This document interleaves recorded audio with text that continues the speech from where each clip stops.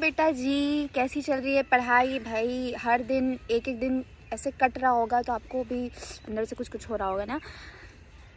होता है क्योंकि हर साल तो आप ये बोर्ड नहीं देते हो, आपको सिर्फ 12th तक 2 बार बोर्ड देना होता है, 10वीं और 12वीं में। 10वीं में इसलिए सबसे घबराहट होती है क्योंकि हम पहली बार ऐसी कोई चीज़ देने जा रहे हैं, बोर्ड जैसी कोई चीज़।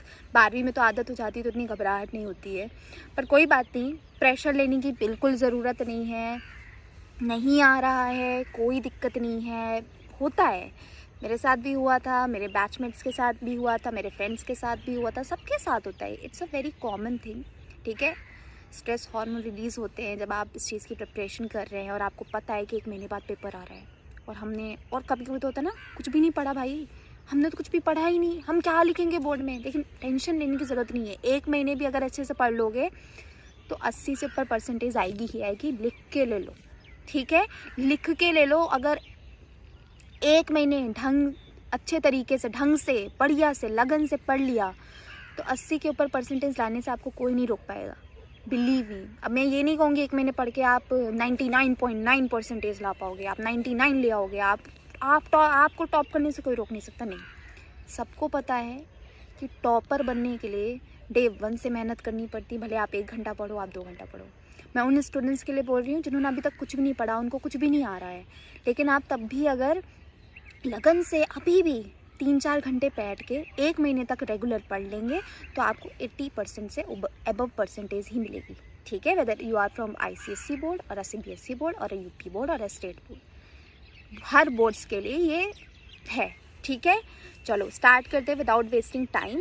वैसे ये स्टार्टिंग जो 1 मिनट में बोलती हूँ इसको सुना करो, ठीक है, ऐसे ऊपर ऊपर नहीं लेना, ठीक है। हमने इंट्रोडक्शन कर लिया था, बैलेंसिंग कर ली थी और सिंबल्स करने वाले हैं आज हम। हाँ, सिंबल्स में ज़्यादा कुछ नहीं है, थोड़ा सा है, ठीक है, वो मैं बता देती हूँ।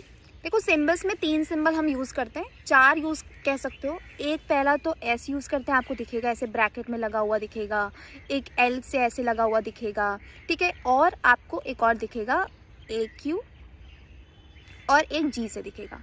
इनका मतलब बता देती हूँ, और जब हम रिएक्शंस करेंगे ना, टाइप्स ऑफ रिएक्शंस, तो उसमें बहुत ही यूज़ होएगा, तो उसमें मैं बता दूंगी।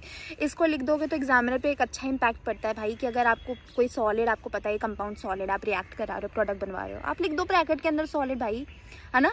ये फिजिकल स्टेट्स लिख दोगे तो अच्छा इंपैक्ट पड़ेगा, शीट्स बढ़िया चमकेंगी आपकी। तो इसको ऐसे में समझो, ये सिंपल्स ऑफ फिजिकल स्टेट कौन पढ़ता है मैम? पढ़ना पड़ेगा भाई, है तो है, पढ़ना पड़ेगा। NCERT में तो साफ सब बड़ा सा टॉपिक दे रखा है, ठीक है। S is for solid, obvious ही बात है कि भाई सॉलिड है, और लिक्विड को L से रिप्रेजेंट करेंगे, ठीक है। AQ एक्विस के लिए रिप्रेजेंट करते हैं, तो आप जैसे एक्विस, हमने कोई भी प्रेसिपिटेशन की रिएक्शन होती है, प्रेसिपिटेशन की रिएक्शंस में हम ज़्यादातर AQ यूज़ करते हैं। अब आपके केम तो है नहीं NCERT में, बट मैं तब भी प्रेसिपिटेशन का थोड़ा सा ओवर व्यू दूंगी आपको, ठीक है। गैस, ये गैसियस स्टेट है, या आप इसको गैसियस और गैस सिंपली बोल सकते हो, ठीक है। इतना ही था, और कुछ इसमें टाइम लगाने की ज़रूरत है नहीं। Solid, liquid, aqueous and gases और गैस, 4 चीज़ें आपको पता होनी चाहिए कि फिजिकल स्टेट्स के सिंबल ये होते हैं, पता होना चाहिए भाई, 9th में भी पढ़ा होगा ये। चलो अब आते हैं सबसे मेन टॉपिक पे, जो हर साल इससे क्वेश्चन उठता है। ICSE में तो ज़्यादा उठता है, CBSE में भी उठता है, ठीक है। और आप ये मत सोचना है कि भाई मैं किसी पर्टिकुलर, देखो सिलेबस जो है वो सबके चैप्टर सेम होते हैं, किसी का कंटेंट ज़्यादा दिया होता है, किसी में कंटेंट कम दिया होता है। मैं दोनों के बोर्ड्स के हिसाब से बता रही हूँ, सबसे ज़्यादा बोर्ड्स मतलब सारे बोर्ड्स के अकॉर्डिंग बता देती हूँ कि भाई ये वाला है, ये दोनों बोर्ड्स के लिए आना है। अगर आप ICSE बोर्ड से आपको कितना पढ़ना है, CBSE के लिए, ठीक है, तो अकॉर्डिंग बता दूँगी। तो आप ये मत समझना है ये तो क्या ही बता रही है, ये तो CBSE बेस्ड नहीं है, ऐसा करके सब है, CBSE बेस है, कुछ भी ऊपर नीचे नहीं है, सब कुछ काम का है। अब कितनी सारी रिएक्शन होती है मैं आपको पहले बता देती हूँ। एक तो होती है कॉम्बिनेशन, दूसरी होती है डिकम्पोजिशन, तीसरी डिस्प्लेसमेंट, चौथी डबल डिस्प्लेसमेंट, फिर न्यूट्रलाइजेशन, प्रेसिपिटेशन। NCERT में मार्क माई वर्ड्स, एनसीईआरटी में कॉम्बिनेशन दे रखा है, डिकम्पोजिशन दे रखा है, डिस्प्लेसमेंट दे रखा है और डबल डिस्प्लेसमेंट भी दे रखा है, लेकिन न्यूट्रलाइजेशन और प्रेसिपिटेशन जैसी चीज़ ज़्यादा दी नहीं हुई है। लेकिन इम्पॉर्टेंट है, आप करना चाहो तो वीडियो में देख लेना, वरना स्किप कर देना, जैसा आपको सही लगे। मैं तो कराऊंगी, ठीक है। अब कॉम्बिनेशन रिएक्शन में बहुत इम्पॉर्टेंट है कि हम सबसे पहले कॉम्बिनेशन रिएक्शन को करते हैं, ठीक है। कलर चेंज कर लेते, थोड़ा सा अच्छा कलर लगा लूँ। पहली चीज़ है कॉम्बिनेशन, ठीक है। What is combination reaction? क्या होती है कॉम्बिनेशन? क्या आप इसमें एक वर्ड निकाल पा रहे हैं कि कंबाइन जैसा एक शब्द आ रहा है, कंबाइन, कॉम्बिनेशन। इसका मतलब क्या होता है जनाब, मैं आपको बताती हूँ। कॉम्बिनेशन की जब हम बात करेंगे तो हमेशा आप ऐसे सोचना है कि दो लोग थे, वो आपस में शादी कर लिया, शादी करके वो एक सेटल लाइफ जी रहे हैं, उन्होंने कंबाइन कर ली अपनी लाइफ और एकजुट के जी रहे। कहते हैं ना ये भाई कपल है। कपल क्यों बोले? कि तो दो लोग आपस में मिलेंगे तभी तो कपल बोलेंगे। तो भाई कॉम्बिनेशन में A plus B will give AB। इसमें A कौन है? हस्बैंड मान लो, ठीक है, हस्बैंड मान लो। B कौन है? वाइफ मान लो। और AB क्या बन गया? कपल मान लो। मान लिया? हाँ, हंसी देखो। Husband plus wife equal to couple. A plus B will give AB, that is a combination reaction. Combine कर रहे हैं, कंबाइन।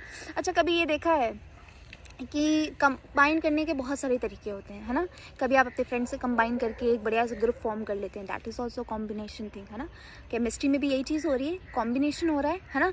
किसी भी रिएक्शन को करने के लिए हमें कंबाइन करना पड़ता है, और ऐसा ज़रूरी नहीं है कि हमेशा कंबाइन ही करना पड़ेगा। भाई डिकम्पोज भी होते हैं लोग, कभी कभी यही रिश्ते टूट जाते हैं, डिकम्पोज कर जाएंगे। कभी कभी यही रिश्ते बहुत ही इतने मतलब गहरे से टूटेंगे, कभी मिलने का नाम ही नहीं लेते। रियलिटी चेक नहीं दे रही हूँ मैं, सही से बता रही हूँ कि ऐसा होता है भाई। ऐसा होता है कि नहीं होता, आप खुद ही देखो। अब जैसे मेरी ही स्थिति देख लो, कभी कभी मेरे साथ ऐसा होता है कि दोस्त इतने अच्छे मिल जाते हैं कि उनके साथ दोस्ती कर लो, कंबाइन हो जाओ और कॉम्बिनेशन टिकी रहती है। कभी कभी कुछ हो जाता है कि ऐसे भी दो ऐसे लोगों से हो जाता है कि भाई डिकम्पोज ही करने लग जाते हैं, कंबाइन हुए नहीं, डिकम्पोज हो गए, है ना। तो अगर यही AB फिर टुकड़ों में टूट जाए, आहा बुरा लगा, A प्लस B, तो ये डिकम्पोजिशन रिएक्शन हो गई ना भाई। तो समझ आया मैं क्या कह रही हूँ। तो combination A plus B gives AB। हाँ, डिकम्पोजिशन बोलने में ही दुख होता है, रियलिटी चेक मिलने लगता है। कोई बात नहीं, रियलिटी चेक आपको हर मोड़ पे हर जगह मिलने वाली है, तो आप टेंशन ना लें।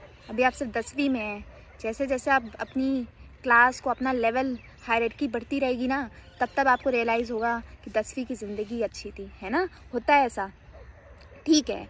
तो कॉम्बिनेशन रिएक्शन में मैं कुछ आपको एक बढ़िया अच्छा सा, मैंने जो सीरीज़ ऑफ क्वेश्चंस लिखे हुए हैं उनके ज़रिए देती हूँ। देखो आप, हाँ, ये जनरल फॉर्मूला आपको लिखना है, आप लिख लो।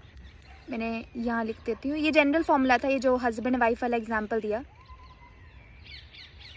जनरल फॉर्मूला कि आप A plus B will give AB, या आप X प्लस वाई भी ले सकते हो, X plus y will give XY। अब इसी जनरल फॉर्मूला के बेस पे हम रिएक्शन करते हैं। इसी को इरेज कर देती हूँ, ठीक है।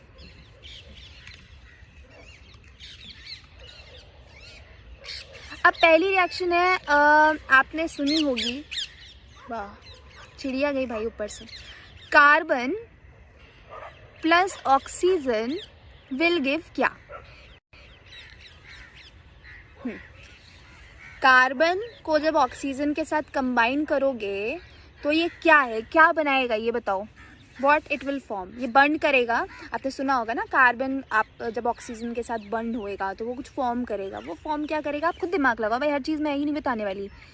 कार्बन यहाँ पर सॉलिड है, बता दूँ, फिजिकल स्टेट्स को यूज़ करना है। ऑक्सीजन यहाँ पर गैस है, ये भी बता दूँ। बनाएगा क्या? CO2 बनाएगा, साफ साफ दिख रहा है भाई। और बैलेंसिंग की ज़रूरत नहीं है, ऑलरेडी बैलेंस है। कार्बन यहाँ भी 1 है, यहाँ भी 1 है, ठीक है। यहाँ पर ऑक्सीजन 2 है, यहाँ भी 2 है, हमें बैलेंस करने की ज़रूरत नहीं है। This is a combination reaction. पहली रिएक्शन हो गई, दूसरी रिएक्शन करवाते हैं आपको। दूसरी रिएक्शन है कि जब सोडियम, या आपको करना है पहले, प्लस ऑक्सीजन मिलेंगे तो ये क्या बनाएंगे, ये ऐसे बोर्ड में आते हैं, ठीक है, कि मिलेंगे तो क्या बनाएंगे, भाई मिलेंगे क्या बनाएंगे, तो आपको ये आना चाहिए। तो सोडियम का जो फॉर्मूला होता है वो क्या होता है भाई, सिंबल क्या होता है सोडियम का, Na होता है। ऑक्सीजन का सिंबल क्या होता है, O2 होता है। क्या बनाएंगे, क्या बनाएंगे भाई, ऑक्सीजन है, ऑक्सीजन है तो ऑक्साइड बनना चाहिए, शायद ऑक्साइड बनना चाहिए, बनेगा शायद, बनेगा कि नहीं बनेगा, बनेगा। तो यहाँ पर जो फॉर्मूला आपको पता होना चाहिए, Na2O, सोडियम ऑक्साइड बन गया। क्या बन गया, सोडियम ऑक्साइड बन गया। सोडियम अभी बैलेंस तो मुझे दिख नहीं रही, तो बैलेंस कर लेते हैं भाई, क्या हो गया, बैलेंस कर लेते हैं। Na कितने हैं, Na यहाँ पर हमें तो 1 ही दिख रहा है। अब देखो हर बार टेबल बनाने की ज़रूरत नहीं है, एक बार 2 बार प्रैक्टिस के लिए टेबल बना लो, हर बार टेबल बनाने की ज़रूरत बिल्कुल नहीं है। बोर्ड में इतना समय नहीं होता है कि आप टेबल बना रहे हो लेफ्ट साइड राइट साइड, मैंने इसलिए बताया था कि आपको समझ आना चाहिए क्या करवा रहे हैं। तो सोडियम 1, O2 हमें 2 दिख रहा है, यहाँ पर नहीं दिख रहा 2, तो हम पहले यहाँ पर 2 लगा दें। जब हमने यहाँ 2 लगा दिया तो अब सब कुछ चेंज हो गया भाई। यहाँ पर Na कितना हो गया, 4, बिल्कुल 4 हो गया है। मल्टीप्लाई करने वाला सिस्टम याद है कि भूल गए, 4। यहाँ ऑक्सीजन कितना हो गया, 2। अब यहाँ अगर ऑक्सीजन 2 हो गया और यहाँ सिंपल है भाई, दिख रहा है Na के आगे 4 लगा दो, हो गया कब। समझ आया कैसे करना है, समझ ही आया होगा, और ध्यान से सुनोगे बिल्कुल समझ आएगा। एक और रिएक्शन करा देते हैं कॉम्बिनेशन रिएक्शन में, ठीक है। अब एक थोड़ा सा हम कंपाउंड लेते हैं, एलिमेंट वाला हो गया, SO2 प्लस H2O। ये क्या फॉर्म करेगा, ये फॉर्मेशन वाली चीज़ इसलिए नहीं लिख रही क्योंकि हम यहाँ बैलेंसिंग वाला नहीं सीख रहे, बैलेंसिंग वाला हम सीख रहे हैं, हम यहाँ रिएक्शन के बारे में सीख रहे हैं। तो ये जो SO2 है, this is a sulphur dioxide, and ये वाटर है, साफ साफ दिख रहा है। अब यहाँ पर हम SO, आप चाहो तो कॉम्बिनेशन में भी बैलेंसिंग का देख सकते हो, बट उसमें गलतियाँ हो जाती हैं, इसलिए मैं सजेस्ट नहीं करूँगी कि आप वैसे करो, ठीक है, गलतियाँ होती हैं इसलिए मना कर रही हूँ, ठीक है। उसके बाद यहाँ पर सल्फर हो गया, यहाँ पर ऑक्सीजन हो गया, इधर भी सल्फर ऑक्सीजन लिख लो। यहाँ पर सल्फर कितना है, 1 है। यहाँ अच्छा पहले कंपाउंड तो बनाओ भाई, ठीक है। कंपाउंड बनाने के लिए हम क्या करेंगे, देखो H2 SO, यहाँ पर 1 SO3। क्या यहाँ पर सल्फ्यूरिक एसिड बन सकता है, ये इतना तो सोचना पड़ेगा कि अगर हम यहाँ देखो, एक चीज़ मैं बताती हूँ मेरे साथ क्या हुआ, आपको थोड़ा सा एग्जाम देती हूँ कि जब भी ऐसा लगे ना कि हम कुछ भी बना देंगे, तो कुछ भी नहीं बनाना होता, आपको पहले कंपाउंड देखना पड़ेगा, आपको फॉर्मेशन देखनी पड़ेगी, उसके बाद ही आप कंपाउंड बनाओगे। अगर ऐसा हो जाए कि आप पहले कुछ भी बना दो, ऐसा कुछ एग्जिस्ट भी नहीं करता, आप बना रहे हो, फॉर्म कर रहे हो, क्या इम्पैक्ट पड़ेगा एग्जामिनर पे, कुछ भी बना के रख दिया। अब यहाँ आपको लग रहा होगा H2SO3 बनता है, ठीक है, बनता है, लेकिन यहाँ पर नहीं बनेगा, यहाँ पर H2SO4 बनेगा, ठीक है। H2SO4 नहीं, ये बिल्कुल बन सकता है H2SO3, सॉरी H2SO3 बन रहा है, मैं यही बताने वाली थी, मिस कन्फ्यूजन हो गया। SO2 प्लस H2O बनेगा, H2, मैं वो क्या कह रही थी कि यहाँ कुछ भी मत बनाना, बहुत सारे बच्चे H2SO2 बना देते हैं, H2SO बना देते हैं, कुछ भी ब्रैकेट लगा दिया, कुछ भी लिख दिया। यहाँ पर H2SO3 है, बिल्कुल है, H2SO3 बन रहा है, और यहाँ पर आप देख सकते हो H2 एंड SO2 और इसके साथ एक ऑक्सीजन कंबाइन किया, H2SO3 बन गया। अब क्या ये बैलेंस्ड है, मुझे तो लग रही है बैलेंस्ड है। S इधर भी 1 है, इधर भी 1 है, ऑक्सीजन इधर टोटल लेंगे, इधर 2 है प्लस 1 लेंगे, तो यहाँ पर हो गई 3, इधर क्या हो गया, ऑक्सीजन 3 है, तो मुझे तो बैलेंस दिख रही है। H भी बैलेंसिंग देख लेते हैं, यहाँ पर 2 है और यहाँ पर भी H2 है।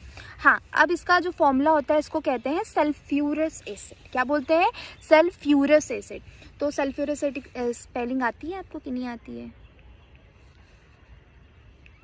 Let's write down the spelling, ठीक है। सल्फ्यूरस एसिड, एक जब सल्फ्यूरिक एसिड में एक ऑक्सीजन हम हटा देते हैं तो आपका कौन सा एसिड बन जाता है, सल्फ्यूरस एसिड बन सकता है। अब मैं क्या बोलने वाली थी कि कुछ भी बनाने की ज़रूरत नहीं है, और ये हम आज के लेक्चर में कॉम्बिनेशन हमने कर लिया है एंड फिजिकल स्टेट्स पढ़ ली है। आज के लिए हम इतना ही रखते हैं। अगले लेक्चर में हम कर रहे होंगे आपका डिकम्पोजिशन एंड डिस्प्लेसमेंट रिएक्शन, फिर अगले लेक्चर में हम ये सारी चीज़ें कवर करके आपका चैप्टर हो सकता है ख़त्म कर देंगे। और एक और चीज़, NCERT की रीडिंग में एक लेक्चर में लेके आऊँगी जिसमें आपको पूरा NCERT रीड कराऊँगी, ठीक है। आपको दिखना चाहिए कि मैं जितना पढ़ाया मैंने उस सारी की सारी चीज़ें आपको कवर करा दी हैं। कुछ क्वेश्चंस आप लिख सकते हो अगर आपको सही लगे, मैं कुछ क्वेश्चंस आपको दे सकती हूँ ताकि आप इनको प्रैक्टिस करना, ठीक है। एक क्वेश्चन है कैल्शियम हाइड्रोक्साइड